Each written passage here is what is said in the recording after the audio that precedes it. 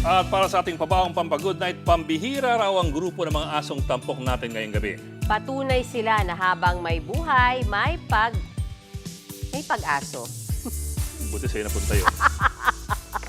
Sige. Viral salamat, online ang video ng 7 asong yan sa China. Sama-sama sila naglalakad.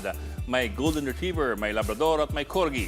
Base sa report ng South China Morning Post, dinukot daw ang mga asong yan.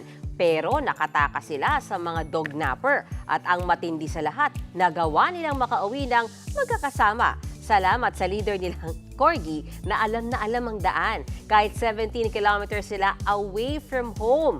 Mabuhay ang asosasyon. Mga kapatid, Johnny Alipon po, maging updated sa latest entertainment at lifestyle. Huwag magpahuli, mag-follow at mag-subscribe na sa social media pages ng News 5.